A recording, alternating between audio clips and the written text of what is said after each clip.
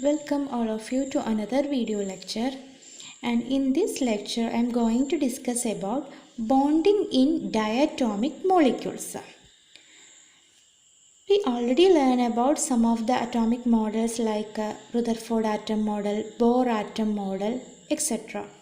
And they have some drawbacks, and one important drawback among these are they couldn't explain nature of chemical bond. Then we learn about the history of quantum mechanics and some of the concepts associated with this quantum mechanics. And the quantum mechanics that helps us to identify the nature of chemical bond. Quantum mechanics ഉപയോഗിച്ചാണ് നമ്മൾ chemical ബോണ്ടിൻ്റെ nature മനസ്സിലാക്കിയത്. Okay, and there are two important theories, valence bond theory and molecular orbital theory, to explain nature of chemical bonds. Valence bond theory make use of the concepts of atomic orbitals.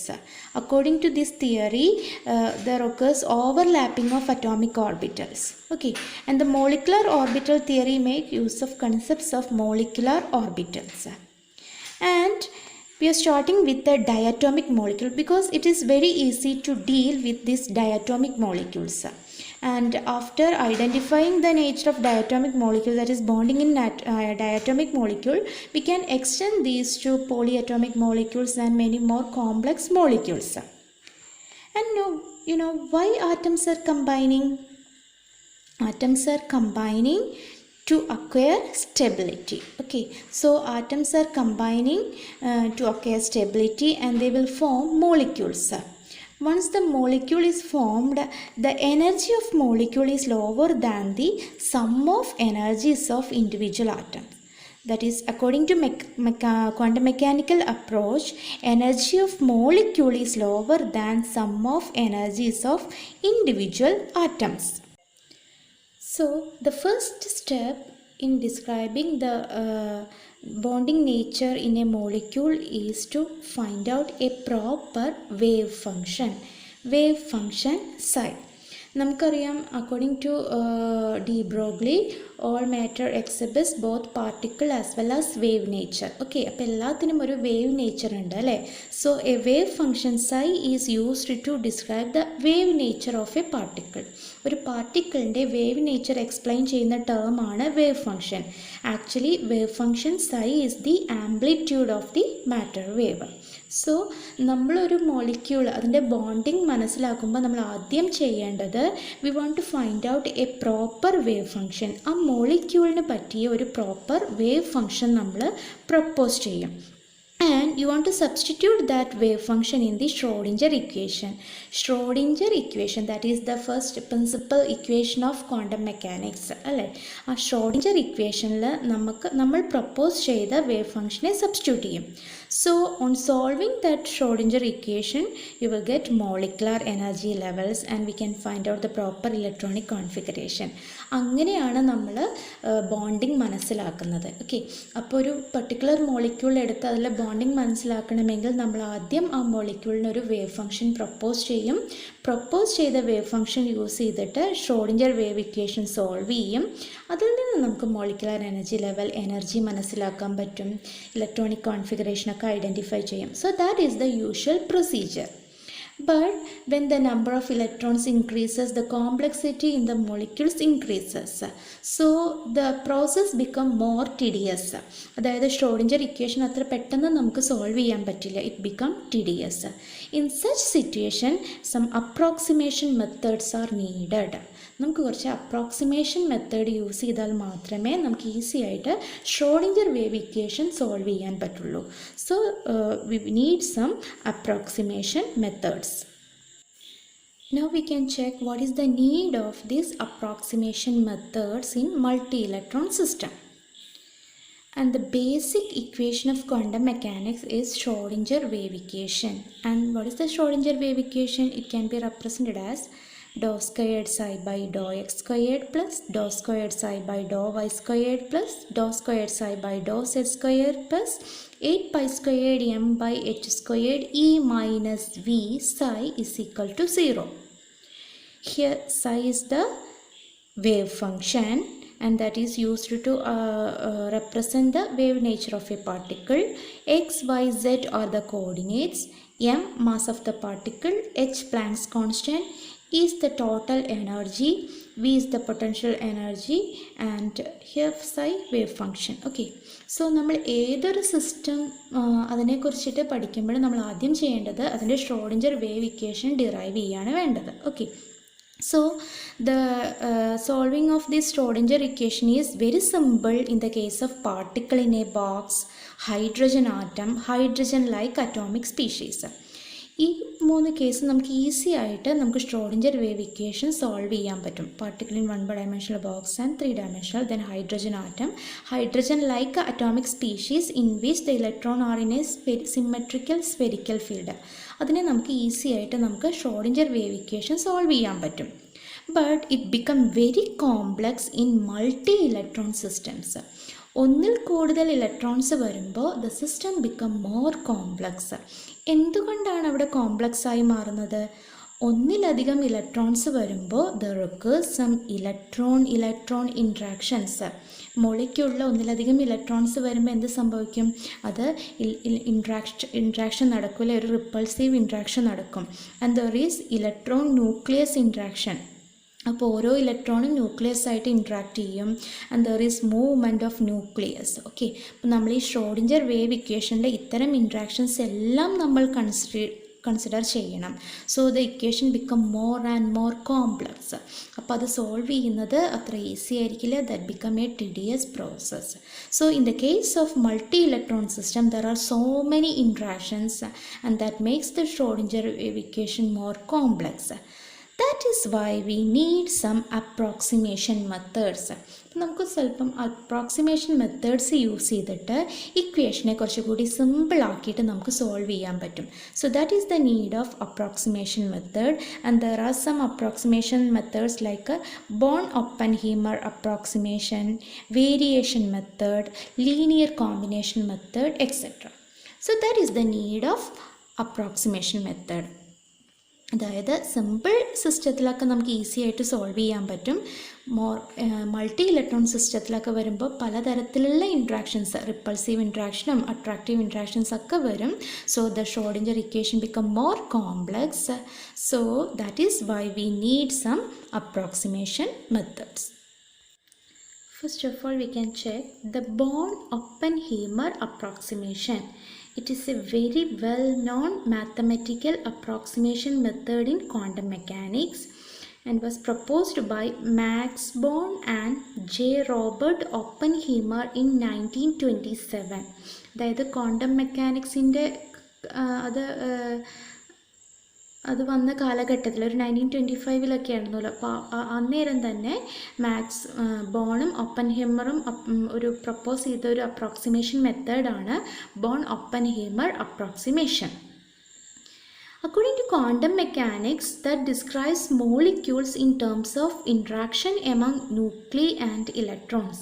നമുക്കറിയാം ഒരു മോളിക്യൂളിൽ there occurs interaction between electrons and nucleus. ഇലക്ട്രോണും ന്യൂക്ലിയസും തമ്മിൽ ഒരു attractive interaction ഉണ്ടായിരിക്കും, ന്യൂക്ലിയസും തമ്മിൽ repulsive interaction ഉണ്ടായിരിക്കും, അതുപോലെ തന്നെ ഇലക്ട്രോൺസും തമ്മിൽ റിപ്പൾസീവ് ഇൻട്രാക്ഷൻസ് ഉണ്ടായിരിക്കും. So they are in A interaction among there is nuclei and electrons in molecules. And the Born-Oppenheimer approximation is under the consideration that the great difference in masses of electrons and nuclei. നമുക്കറിയാം ഇലക്ട്രോണിൻ്റെയും ന്യൂക്ലിയസിൻ്റെയും mass consider ചെയ്യുമ്പോൾ ഒരു large difference ആണുള്ളത് അല്ലേ. Nucleus വളരെ വലിയ mass ഉള്ളതാണ് and mass of electrons are very negligible. So അതിനെ base ചെയ്തിട്ടാണ് ബോൺ ഓപ്പൻഹൈമർ അപ്രോക്സിമേഷൻ പറയുന്നത്. So Born Oppenheimer approximation is based on the great difference in masses of electrons and nucleus. അതിനെ base ചെയ്തിട്ടാണ് നമ്മൾ approximation പറയുന്നത്. So according to this, since the electrons can respond almost instantaneously to the displacement of nuclei, it is assumed that the nuclei do not move. Mass of nucleus വളരെ കൂടുതലാണ് അല്ലേ.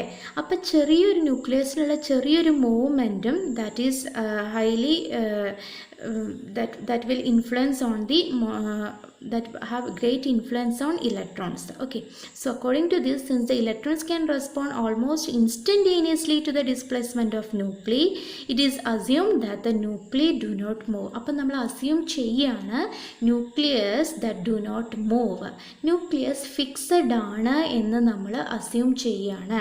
Actually that is not true.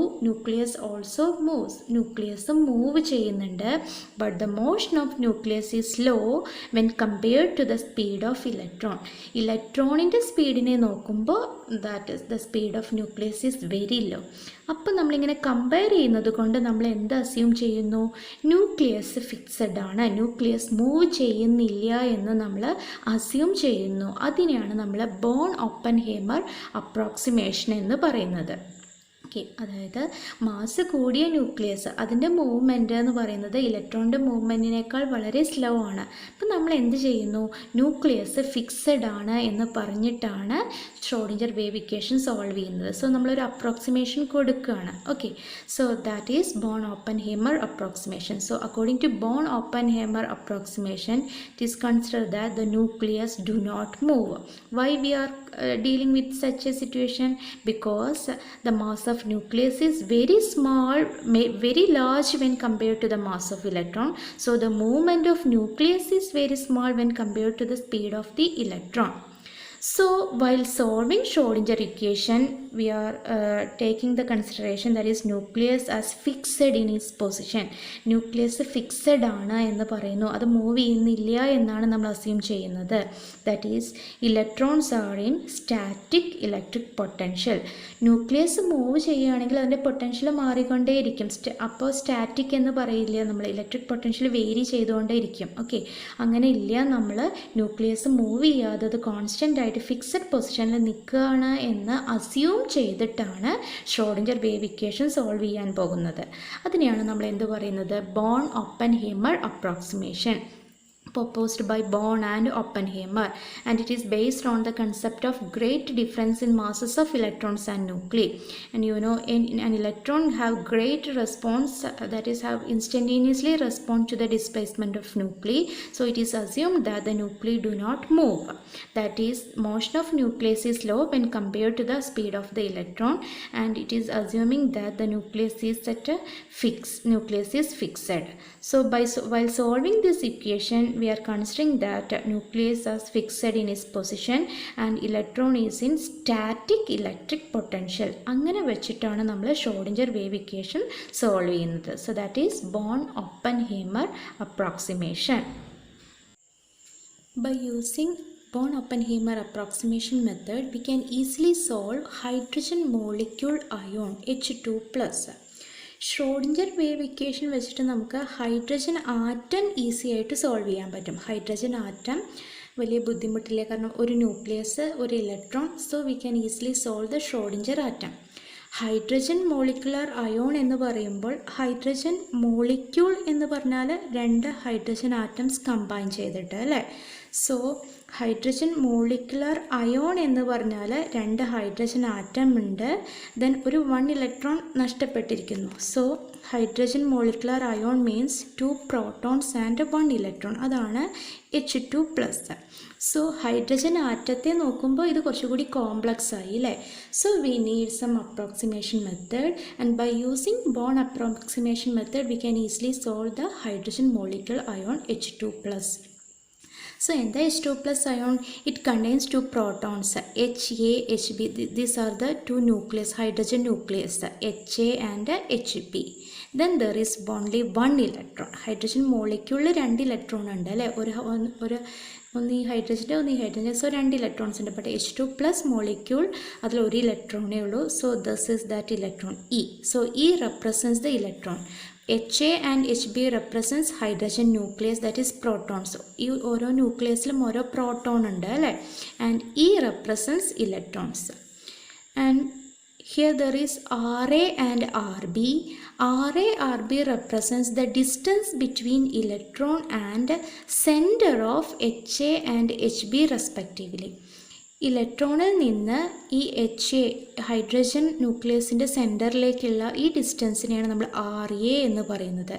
Similarly ഇങ്ങോട്ടേക്കുള്ള distance ആണ് R B. So R A and R B represents the distance between electron and H A H B, centres of H A and H B respectively.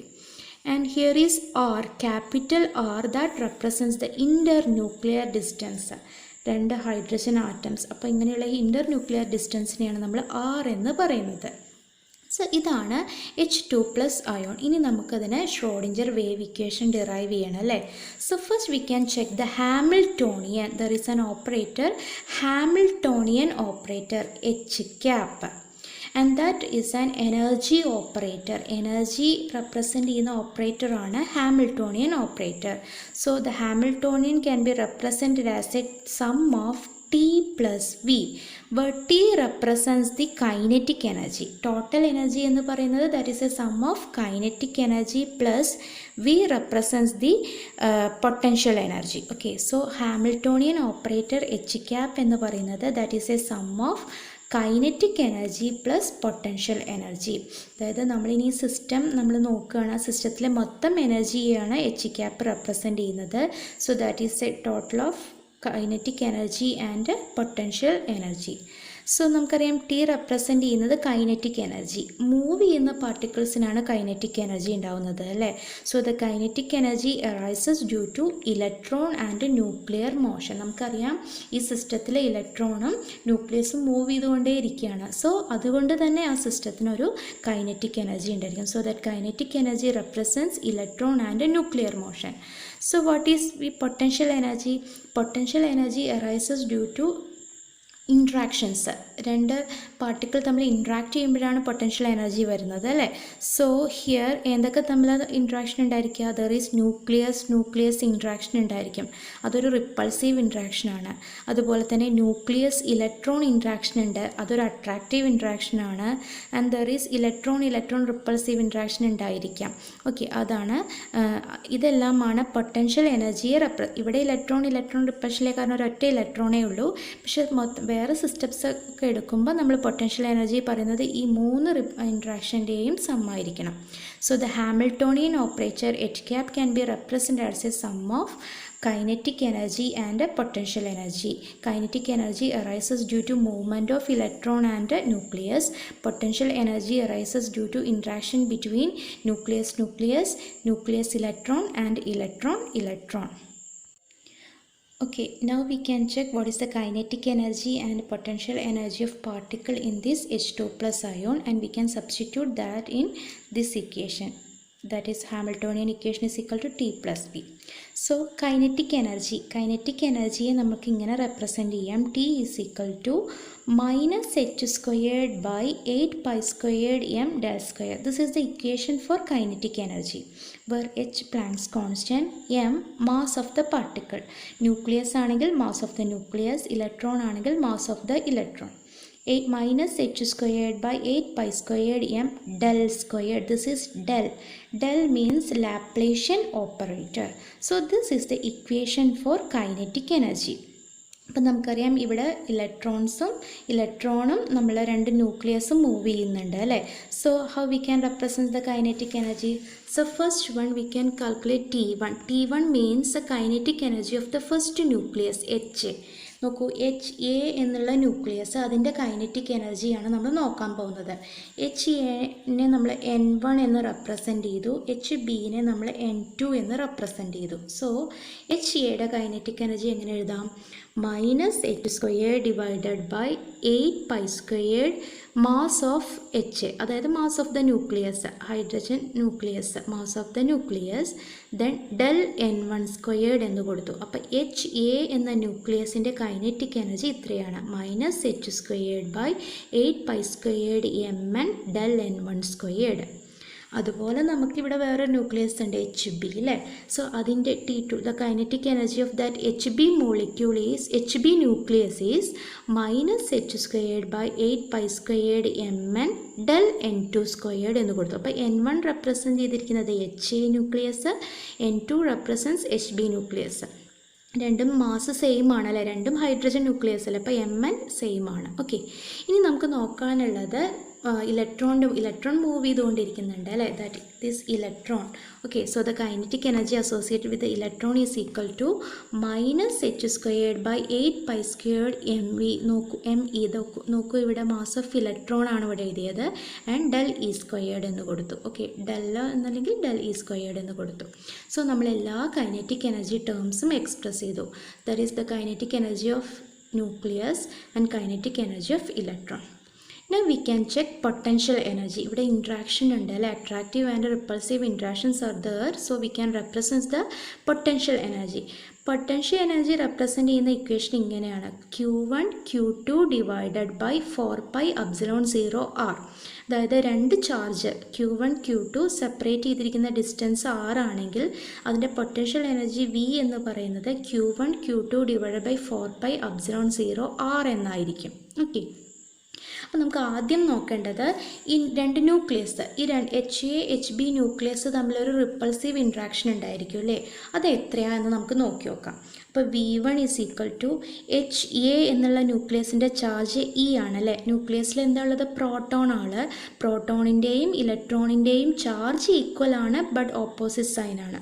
പ്രോട്ടോണിൻ്റെ charge +E ആണ്, ഇലക്ട്രോണിൻ്റെ charge -E ആണ്. അപ്പോൾ രണ്ട് nucleus തമ്മിലുള്ള interaction എന്ന് പറഞ്ഞാൽ രണ്ട് proton തമ്മിലുള്ള interaction. Okay, അപ്പോൾ E × E എന്ന് വന്നു, 4πε0 r. നോക്കൂ, ഇവ തമ്മിലുള്ള ഡിസ്റ്റൻസ് r അല്ലേ, so that V1 is equal to രണ്ട് ന്യൂക്ലിയസ് തമ്മിലുള്ള ഇൻട്രാക്ഷൻ ആണ് ഈ റെപ്രസെൻറ്റ് ചെയ്തിരിക്കുന്നത്, E × E divide by 4πε0 r, that is E squared by 4πε0 r. ഇനി നമുക്ക് നോക്കാനുള്ളത് ഈ ഇലക്ട്രോണും ഈ ന്യൂക്ലിയസും തമ്മിലുള്ള ഇൻട്രാക്ഷൻ, അതൊരു അട്രാക്റ്റീവ് ഇൻട്രാക്ഷൻ ആണ്. So the potential energy is equal to V2 is equal to E charge of the nucleus HA nucleus into charge of the electron, അപ്പോൾ -E ആണ് അല്ലേ, ഡിവൈഡഡ് ബൈ 4πε0 RA. നോക്കൂ, ഇവ തമ്മിലുള്ള ഡിസ്റ്റൻസ് RA അല്ലേ, അപ്പോൾ RA എന്ന് കൊടുത്തു. So the equation become -E² by 4πε0 RA എന്ന് കൊടുത്തു. അതുപോലെ നമുക്ക് interaction between electron and nucleus B can be represented as V2 is equal to -E² by 4πε0 RB. So നമുക്ക് 3 കൈനറ്റിക് എനർജി ടേമും വന്നു.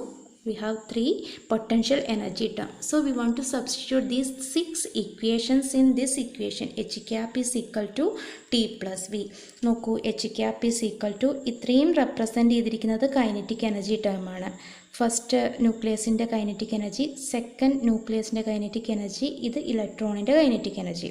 ദെൻ ഇത് രണ്ട് ന്യൂക്ലിയസ് തമ്മിലുള്ള ഇൻട്രാക്ഷൻ, ന്യൂക്ലിയസും HA ന്യൂക്ലിയസും ഇലക്ട്രോണും തമ്മിലുള്ള ഇൻട്രാക്ഷൻ, HB ന്യൂക്ലിയസും ഇലക്ട്രോണും തമ്മിലുള്ള ഇൻട്രാക്ഷൻ. സോ ഇങ്ങനെയാണ് നമുക്ക് H cap കിട്ടുക. ഇതിൽ നിന്ന് നോക്കൂ, ഈ രണ്ട് ടേമിലും ഒരു കോമൺ ഫാക്ടർ ഉണ്ട്, -h²/8π²mn. നമ്മളിങ്ങനെ എഴുതി -h²/8π²mn del n1² del n2². ഇത് നമുക്ക് എടുക്കാൻ പറ്റില്ല, കാരണം ഇവിടെ മാസ് ഓഫ് ഇലക്ട്രോൺ ആണ് അല്ലേ. ഇപ്പം നമ്മൾ മാക്കി എങ്ങനെ എഴുതി, -h²/8π²me ഡെൽ E² എന്ന് എഴുതി. ദെൻ പ്ലസ് ഈ പൊട്ടൻഷ്യൽ എനർജി ടേമിനെയും നമുക്ക് നമുക്ക് എങ്ങനെ എഴുതാം, ഇവിടുന്ന് നമ്മൾ പൊതുവായിട്ട് E² ബൈ 4πε എടുത്തു അല്ലേ, common E² by 4πε0, that is 1/r minus 1/RA minus 1/RB. So this is the total Hamiltonian.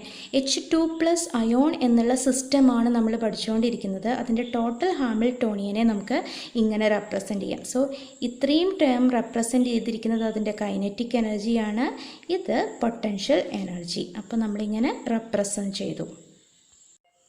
So ഇതാണ് നമ്മളുടെ Hamiltonian for H2+ ion. Okay, so ഇതൊരു ലെങ്തി ഇക്വേഷനാണ് അല്ലേ. ഇനി ഇതാണ് നമ്മൾ ഷ്രോഡിഞ്ചർ ഇക്വേഷനിൽ സബ്സ്റ്റിറ്റ്യൂട്ട് ചെയ്യാൻ പോകുന്നത്. അപ്പോൾ ഒരു ലെങ്തി ഇക്വേഷൻ വരും, അതിനെ സോൾവ് ചെയ്യാൻ പറയുന്നത് ബുദ്ധിമുട്ടായിരിക്കും, അപ്പോൾ കോംപ്ലക്സ് ആയി മാറും. ഓക്കെ, അപ്പോൾ അത്തരം സിസ്റ്റത്തിനെ ആ കോംപ്ലക്സിറ്റി റെഡ്യൂസ് ചെയ്ത് സിംപ്ലിഫൈ ചെയ്യാൻ വേണ്ടിയിട്ടാണ് നമ്മൾ അപ്രോക്സിമേഷൻ മെത്തേഡ് യൂസ് ചെയ്യുന്നത്. സോ നമ്മൾ ഇത്രയും കാര്യങ്ങൾ ചെയ്തു, ഇനിയാണ് നമ്മൾ അപ്രോക്സിമേഷൻ മെത്തേഡ് അപ്ലൈ ചെയ്യുന്നത്. So we are applying the Born Oppenheimer approximation. അവിടെ അപ്ലൈ ചെയ്യുമ്പോൾ നമ്മൾ എന്താ ബോൺ ഓപ്പൻഹൈമർ പറഞ്ഞത്? ന്യൂക്ലിയസ് ഇസ് ഫിക്സഡ്, അതായത് ന്യൂക്ലിയസ് മൂവ് ചെയ്യുന്നില്ല എന്നാണ് പറഞ്ഞത്. ന്യൂക്ലിയസ് മൂവ് ചെയ്യുന്നില്ല എന്നാണ് നമ്മൾ ചിന്തിക്കുന്നത് വെച്ചാൽ അതിന് കൈനറ്റിക് എനർജി ഉണ്ടാവില്ലല്ലോ. സോ നമുക്ക് എന്ത് ചെയ്യാം? ഇതാണ് ന്യൂക്ലിയർ മോഷനെ റെപ്രസെൻറ്റ് ചെയ്യുന്ന ടേം അല്ലേ, -h²/8π²mn del n1² + del n2². Nucleus fix ആണ് എന്ന് നമ്മൾ അസ്യൂം ചെയ്യുമ്പോൾ നമുക്ക് എന്ത് ചെയ്യാം? ഈ പോർഷനെ നമുക്ക് വേണ്ട എന്ന് വയ്ക്കാം. അപ്പോൾ ഇക്വേഷനെ നമുക്ക് ഈ വലിയ ലെങ്തി ഇക്വേഷനെ നമുക്ക് റെഡ്യൂസ് ചെയ്തിട്ട് ഇത്ര പാർട്ട് മാത്രമാക്കി മാറ്റാം. ഇവിടെ നമ്മൾ എന്താ അസ്യൂം ചെയ്യുന്നത്? Nucleus is fixed. Nucleus fixed എന്ന് പറഞ്ഞാൽ അതിന് കൈനറ്റിക് എനർജി ഇല്ല. അപ്പോൾ ഈ പോർഷൻ നമുക്ക് ഡിലീറ്റ് ചെയ്ത് കളയാം. സോ നെറ്റ് ഹാമിൽട്ടോണിയൻ എന്ന് പറയുന്നത് ഈ പാർട്ട് മാത്രമായിരിക്കും. സോ അതാണ് Born Oppenheimer approximation, applying Born Oppenheimer approximation. So we assume that nuclear kinetic energy to be negligible small as compared to that of electron. ഇലക്ട്രോണിൻ്റെ kinetic energy നോക്കുമ്പോൾ ന്യൂക്ലിയസിൻ്റെ വളരെ negligible ആണ്. ബിക്കോസ് എന്തുകൊണ്ടാണ് നോക്കൂ, ഇവിടെ mn എന്ന് പറഞ്ഞാൽ മാസ് വളരെ കൂടുതലാണ്, മാസ് ഓഫ് ദ ന്യൂക്ലിയസ് കൂടുതലാണ് അല്ലേ. ഇവിടെ വലിയ വാല്യൂ എന്ന് പറഞ്ഞു വെച്ചാൽ ടോട്ടൽ വാല്യൂ എന്തായിരിക്കും? വളരെ സ്മോൾ ആയിരിക്കും. ഇവിടെ മാസ് ഓഫ് ഇലക്ട്രോൺ വെച്ചതാണ്, അപ്പോൾ ഇതൊരു സിഗ്നിഫിക്കൻറ്റ് വാല്യൂ ആയിട്ട് മാറും. ഓക്കെ, അപ്പോൾ ഇവിടെ സംഭവിക്കുന്നത് ഇത് വളരെ ചെറിയ വാല്യൂ നമുക്ക് കിട്ടുക, കാരണം mass of nucleus very high when compared to mass of electron.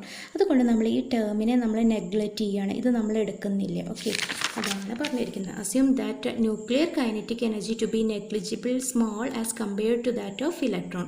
So the equation reduces to നമുക്ക് ഇങ്ങനെ എഴുതാം, h cap is equal to -h²/8π²me del squared plus e²/4πε0 1/r minus 1/ra minus 1/rb. നമ്മൾ equation ഇങ്ങോട്ട് reduce ചെയ്തു അല്ലേ. അപ്പോൾ നമ്മൾ ആ കോംപ്ലക്സിറ്റിയെ കുറച്ച് ഒരുവിധം നമ്മൾ ഒഴിവാക്കി by applying Born Oppenheimer approximation. Now we have the Schrodinger equation for H2 plus I. This is the Schrodinger equation. H cap psi is equal to E psi. ഇതും നമ്മൾ ഷ്രോഡിഞ്ചർ ഇക്വേഷനാണ്. ഫസ്റ്റ് പറഞ്ഞാൽ നമ്മൾ ഈ ∂² psi/∂x² അല്ലേ, അതിനെ reduce ചെയ്ത എക്സ്പ്രഷനാണ് H cap psi is equal to E psi. ഇതാണ് ഷ്രോഡിഞ്ചർ ഇക്വേഷൻ. അതിൽ ഹാമിൽട്ടോണിയൻ ഓപ്പറേറ്ററിൻ്റെ വാല്യൂ ഈ ഇക്വേഷൻ നമ്മളിവിടെ സബ്സ്റ്റിറ്റ്യൂട്ട് ചെയ്തു. സോ എച്ച് ക്യാപ്പ് എന്നുള്ളതിന് പകരം നമ്മളിങ്ങനെ എഴുതി psi is equal to E psi. So this is the Schrodinger wave equation for H2 plus ion. ഇത് എഴുതാൻ പഠിക്കണം.